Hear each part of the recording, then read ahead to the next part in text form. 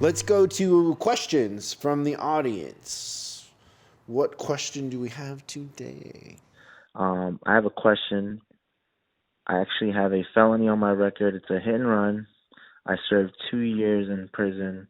I've been released for a year now. I have a work history of automotive for 10 years. I've been a service writer and assistant manager in Sears Automotive. Since my release of about a year ago, I have not been able to find a job in automotive. Seems to be really hard.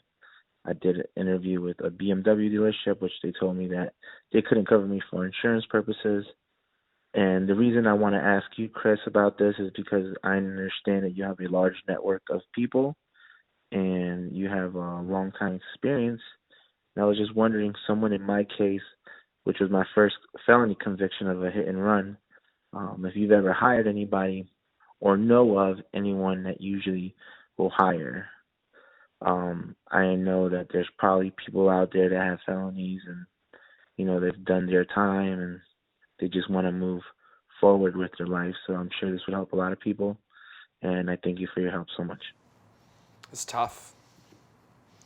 Yeah, in a lot of situations, the insurance company won't cover you. And so it really isn't even the employer's choice because they can't hire somebody that they can't insure. And it, you know, it gets harder and harder with all of the lawsuits and claims and things like that that happen. The insurance companies have a pretty good handle on what you can and can't do.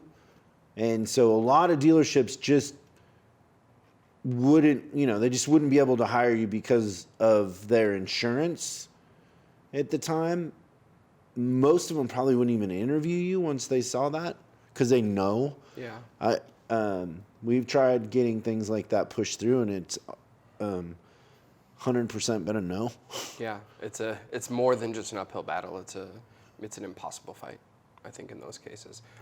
My heart hurts for him though. Like I feel like everyone deserves a second chance. So there's a couple of things I came up with. One is it was a BMW dealership that he went to, right?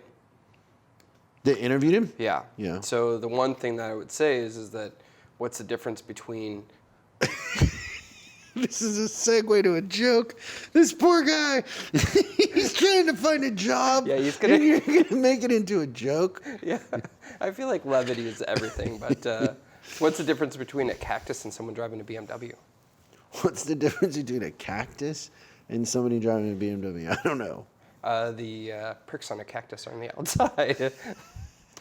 The pricks on a cactus are on the outside. They're on the outside. Hey, I have a BMW. Yeah, I used to own one too, so I feel like that makes it okay for us to tell the joke. But seriously, the thing that pops into my head with this is that, you know, because the dealer world's so strict, it might behoove him to try an independent shop where there's a little bit less HR red tape, and he might be able to get in a chance based on his merit and his abilities as a service advisor. So I would really like to see this guy get a chance. So that's the only thing that's what kind of popped into my head as he was telling the story. Man, it's good. That's good advice. Cool. Good question. Thank you for that. Sorry about the joke. He doesn't want us to say his name, so I won't say your name, but thank you for that. Remember the phone number 8333-ASK-SDR if you have a question you would like us to answer. Thanks so much for watching this clip of Service Driving Revolution. We're uploading new stuff every day, so make sure you subscribe and click the bell icon so you don't miss out. If you have a question you'd like us to answer on the show, call 8333-ASK-SDR and we'll answer your question on the show. That's 8333-ASK-SDR.